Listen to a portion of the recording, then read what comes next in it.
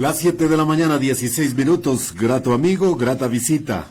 El doctor Álvaro Román Márquez, expresidente del Consejo Nacional de la Judicatura, tiene la gentileza de acompañarnos. Bienvenido, buenos días. Hola Wilman, ¿cómo te va? ¿Cómo te digo? Muchas Hola, gracias. Enrique, también vean por ahí, lo vean. Ahí está saludando. Hay buenos amigos de esta casa, mi querido Álvaro. Buenos, ¿cómo les ha ido? Para ¿Todo pasar bien? revista en cómo le ve al Consejo de la Judicatura y si es que evidentemente hay razones para mirarlo en retrospectiva para conocer los problemas del presente. A ver, yo todavía sigo siendo vocal suplente del Consejo de la Judicatura. Muy importante la Entonces, puntualización. No he dejado de no pertenecer, lo que no tengo es es decir, en el momento de la presidencia temporal hasta que la sentencia y podía ser reemplazado debida ilegalmente por el doctor Wilman Terán, como así sucedió. Entonces yo dejé la presidencia y volví a ser vocal suplente del presidente del Consejo de la Judicatura. Y ese periodo de... En los de- 20 días que estuve, porque solamente estuve 20 días encargado, a ver, yo siempre parto de esto.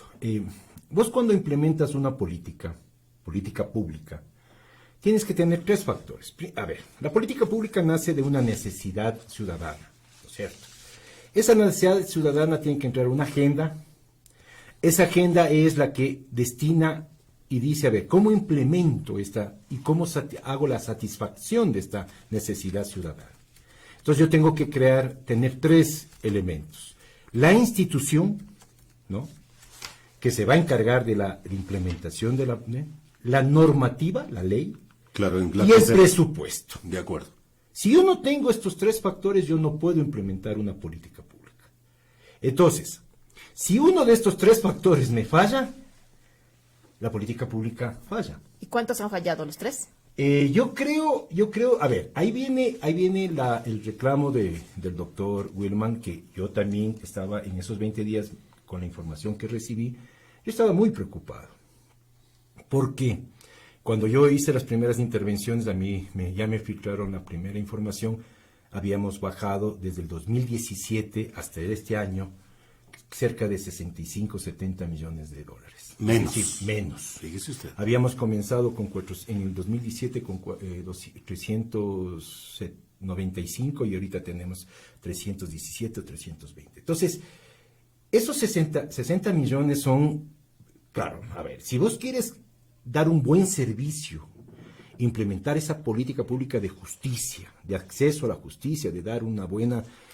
El dinero es importante, ¿no? Es clave. No solamente es ya la institución, no es solamente la norma, es decir, ya tengo el Consejo de la Judicatura, tengo los jueces, tengo la Fiscalía, tengo todo, es decir, pero claro, ¿qué sucede? Las necesidades van creciendo, ¿no es cierto? Yo Claro, necesito más plata. Y Álvaro, paralelamente reducen el presupuesto Claro. y aumentan las necesidades. Claro, Eso ahora- genera una brecha. Sí, pero llévate de esto porque verás, el gran problema, todo el mundo dice, es que tiene 300, sí, pero el 84% del presupuesto se va en gasto corriente, es decir, en pago de sueldos.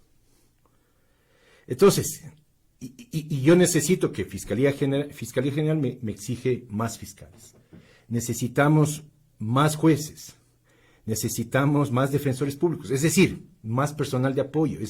Y yo no puedo despedir jueces. No puedo reducir el presupuesto porque me pueden decir, reduzca el tamaño de su institución. No puedo, porque si yo quito jueces, quito fiscales, quito defensores públicos, voy a entrar en crisis. Álvaro, Entonces, y con el escenario de inseguridad que vivimos, ya, ahora verás, la demanda justicia- aumenta. Sí, pero la justicia no es parte de las mesas de seguridad, porque hay mesa de seguridad y mesa de justicia. La mesa de seguridad es claramente destinada a la policía, ¿no es cierto? Porque la policía, entonces el Ejecutivo tiene la potestad de implementar su política de seguridad. La justicia es parte, podría ser solo un invitado, pero no es parte esencial de la mesa de seguridad. Porque si vos podemos coordinar, pero no somos parte nosotros como justicia piensa en esto, Wilma, y eso quiero que vean. La justicia siempre es reactiva. Es decir, tú acudes a la justicia cuando cometes el delito. ¿Ya? Entonces, la fiscalía, por ejemplo, la fiscalía no puede prevenir el delito. La línea preventiva No corresponde es línea a preventiva. otra, ¿Quién a es la otra. línea preventiva? La La policía. policía.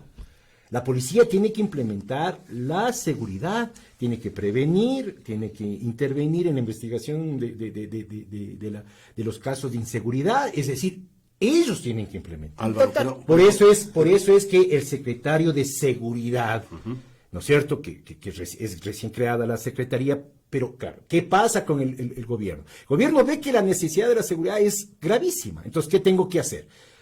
Lo que te decía, para implementar esa política, porque le digo, esto es súper importante para mí, la necesidad es inseguridad. Pero, el ciudadano se decía, yo Álvaro, tengo que crear la institución, presupuesto y volvamos al tema del presupuesto.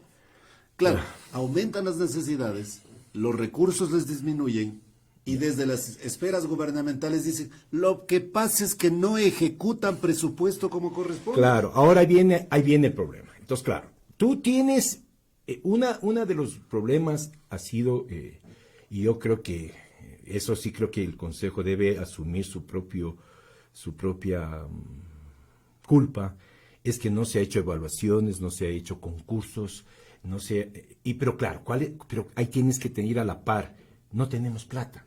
son 200 millones de dólares menos de presupuesto, se dice. ¿Esa es plata que ayuda a mejorar? Por supuesto, porque yo creo que, verá, ¿O se necesita más? es que siempre se va a necesitar más por la proyección financiera, siempre usted tiene que ir viendo qué va necesitando adicionalmente, es decir, usted tiene que ver cuántos fiscales vamos a tener, por ejemplo, porque si la población sigue creciendo, yo tengo que tener más fiscales, más jueces, más unidades, más defensores públicos, es decir, tenemos que ver la proyección de necesidad. Entonces ahí viene lo que yo tengo que proyectar en el presupuesto, planificar de que voy a tener esa necesidad a largo plazo. Tengo concursos, por ejemplo, ya tengo concursos de jueces nacionales. ¿Qué cuestan? Cuestan. Eso cuesta para un concurso. Y verá, y ¿sabe cuál es el problema? Que no tenemos plataforma. Ahí viene un punto. Se tiene, según las indicaciones del personal, por ejemplo, del personal de talento humano, me decían que para cada concurso se necesita contratar por lo menos cerca de 200 personas, por ejemplo. Cada concurso. Entonces, te das cuenta. Entonces, si yo quiero implementar 3 o 4 concursos a la vez, tengo que tener 600 personas flotantes. ¿Y de cuánto presupuesto eso más o menos es como las elecciones, ¿no es cierto? En las elecciones, cuando yo necesito gente, meto y después esa gente sale. Álvaro, entonces, solo termino con eso. Entonces, ¿qué sucede? El talento humano dice, solo puede ser un concurso anual. Terrible. Y los vocales le dicen, pero ¿cómo podemos hacer solo un concurso? Si la necesidad es otra. Exactamente. Por ejemplo, no podemos hacer evaluaciones porque falta dinero. Es decir, y cuesta todo. Por ejemplo, la fiscal general, la señora fiscal, ella dice que se requiere en el país promedio 500 nuevos fiscales. La pregunta, Álvaro, es ¿cuántos jueces, cuántos operadores de justicia, aparte de los fiscales que le he señalado, se requieren en el país? Un poco para entender esa necesidad urgente que tiene el Consejo de la Judicatura de designar. Solo yo, en el poco tiempo y con la información, yo hice una visita al complejo sur de Quitumbe. Por ejemplo, imagínate, si tú te das cuenta, el complejo sur fue diseñado como una especie de unidad de fragancia. Pero ahí implementaron varios jueces. Y este rato el edificio del complejo sur de Quitumbe está siendo insuficiente. Tenemos jueces que están sentados en un área, calculo, de 15 metros cuadrados, 2 jueces. Y los 2 jueces tienen que pasar audiencias telemáticas. Es decir, entonces cuando yo vi ese escenario, realmente me dio mucha tristeza porque el ambiente donde tienen que ejercer. Entonces, claro, el Consejo le exige despacho, pero no se preocupa de la parte humana en donde se desenvuelve ese funcionario. Sí, señor. ¿No es cierto? Porque vos también tienes que tomar en cuenta. Entonces, ahí viene que para yo poder hacer concursos tengo que tener primero la infraestructura, ¿dónde ponerlos? Porque ¿qué saco yo haciendo concursos, metiendo más gente? Eso va a ser como una cárcel, hacinamiento. Si ya, por ejemplo, solo ándate al complejo Sur Quitumbe, y que estamos hablando de Quito. Yo sé que hay ciertas ciudades que, por ejemplo, hay edificios de 2 pisos que está siendo subutilizado, porque son escenarios muy grandes. Por ejemplo, me contaba la directora de Bolívar que hay una zona de Comandá que tienen dos plantas, pero solo usan una. Por ejemplo, ahí está subutilización. No se pensó en la verdadera proyección. Pero puede ser de que algún rato se necesite. ¿Cuál es el inconveniente en Quito? Quito, por ejemplo, yo creo que la torre del complejo norte y la torre, por ejemplo, de Carcelén y la torre Tumbaco, por ejemplo. Vos tienes en Tumbaco los juzgados de la niñez y de violencia ahí. Están en un ambiente terrible. No hay jueces. Los jueces de esa zona de Tumbaco son sobrecargados. Es decir, tú les pides trabajo, pero anda a ver. Entonces, Doctor, ahí viene que el déficit de jueces también podríamos estar rodeando en unos 500, 800 Doctor, jueces. pero usted menciona todo esto, pero por ejemplo, hace un día, Diario El Universo dice que no se utilizaron 500 millones de dólares que tuvo que regresar nuevamente al Estado. Si hay esas carestías, si hay esas necesidades, ¿por qué no se ejecuta ese dinero? ¿Son los obstáculos legales? ¿Es la falta de interés? ¿A qué se debe? A ver, yo creo que, verá, los 500 millones que dice el gobierno, claro, le manda una cifra para escandalizar, ¿no? Pero yo lo que le estoy diciendo es que son 500 millones en varios años, ¿no? Porque yo no creo, es el presupuesto último. No, imagínense, el último presupuesto es de 317 millones. Es decir, no sé. Lo que pasa que, a ver, acuérdense, ustedes son comunicadores, es cómo impactar y cómo de determinar que esa institución es ineficiente. Es decir, no ejecutas. Estigmatizarla. Claro, estigmatizarla. Lo mismo pasa, por ejemplo, con el gobierno, cuando le dicen la cuestión de inseguridad, lo oía al asambleísta Pazmiño que le decía, el Ministerio del Interior no ha ejecutado ni el 0.3% del presupuesto. En 2022, ¿cuánto no se ejecutó en el Consejo de la Judicatura? Eso no tuve una información completa, pero el problema es que, acuérdate, son 84 millones, el 84% se va en gasto corriente. Y solo te queda el 16% para obra, para comprar materiales, mantenimiento, es decir, No alcanza. es una cantidad muy pequeña. Ahora, ahí viene el asunto, el mantenimiento. Por ejemplo, yo recibía la información, imagínate, y mantenimiento de edificios, ¿no? Edificios que te cuestan mantener, que les daban $6,000. Por ejemplo, ¿qué decía la doctora Coronel en Guayaquil? Ella necesitaba 9 millones y le daban 1 millón. Es decir, tú tienes 8 torres, tienes cantidad de infraestructura allá en Guayaquil. Que hay que mantenerla. Y en toda la provincia, y hay que mantenerla, entonces no tienes. Ahora, ¿qué puede haber como problema? Claro, la contratación pública, digamos, con todos los problemas que hubieron anteriormente en el gobierno anterior, entonces, claro, ¿qué sucedió? Se puso más rígida. Yo pienso que las plataformas y la forma de contratación se puso filtros más rígidos para evitar efectivamente la corrupción. Entonces, si tú ves, casi todo el mundo se queja de que no puede contratar.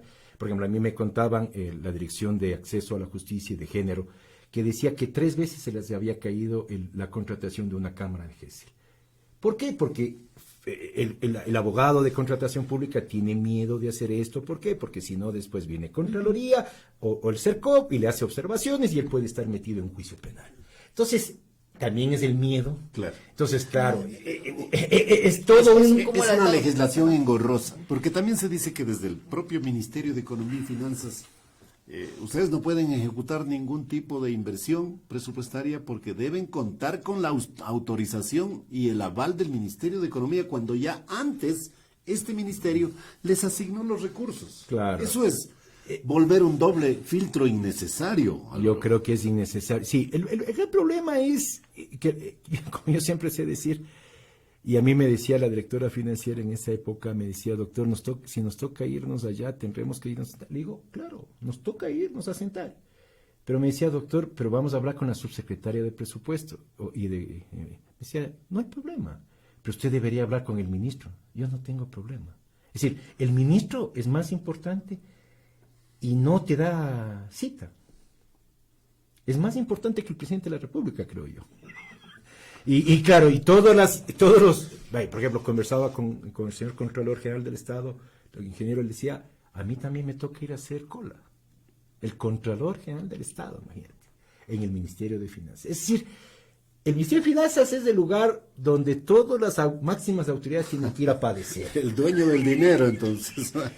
Claro, normalmente la justicia siempre pasa esto, ¿no? La justicia, cuando ven ustedes el símbolo de la justicia tiene la espada y claro, y está, pero ahí uno tiene que hacer una figuración. La justicia no tiene ni bolsa, que es el dinero, ni tiene la espada para ejecutar. ¿Por qué? Porque requiere de la policía para ejecutar y de la plata para poder Muy financiar. buena analogía. Entonces, claro, el gran problema es que la justicia, vean, por ejemplo, nosotros tenemos que el servicio notarial otorga 80 millones de dólares a las arcas, a la cuenta única, ¿no? Y los 80 millones, claro, siempre se les requiere al Estado, pero el Estado dice, pero dentro de los 300 millones te estamos dando los 80 millones que aportas, ¿no? Entonces nos hacen ese juego. Sí. Porque verás, ahí tienes 80. Pero ahí viene lo crítico y lo que estaba en la audiencia se pudo oír. Tienes 76 millones para homologaciones de los funcionarios antiguos, que hay homologaciones que vienen ya cerca de 15 años peleando eso. Y tienes jubilaciones. Imagínense que el gobierno entregó $1.600.000 el año anterior para pagar jubilaciones de prioridad de judiciales con enfermedades catastróficas. Claro. ¿Y el resto? Y encima más se tiene cerca de 11 millones de dólares de pagar en indemnizaciones y reingreso de personal que salió injustamente. Es decir, tienes todavía hay una cuenta de cerca de 100 millones de dólares, más o menos, de pago que tienes que hacerlo, ¿no? Y ese es un gran problema también, ¿no? Álvaro, muchas gracias, su gentileza, gracias por invitarnos a reflexionar sobre estos temas presupuestarios tan necesarios para la administración de la justicia en el país. Muchas gracias. Y creo, muchísimas gracias, Wilman, gracias, les agradezco. Y creo que solo hemos apoyado en este asunto de lo que sucede en la administración de justicia y que la gente tenga en cuenta de que una política pública no camina correctamente si no tiene presupuesto. Muchas gracias al doctor Álvaro Román, vocal suplente en el Consejo Nacional de la Judicatura, expresidente de este organismo, y hoy ya mismo, en 2 o 3 minutos, con destino al viaje a Machachi, ¿no es cierto? Sí. Allá nos vamos. Muy bien, buenas Gracias. suerte, buen viaje.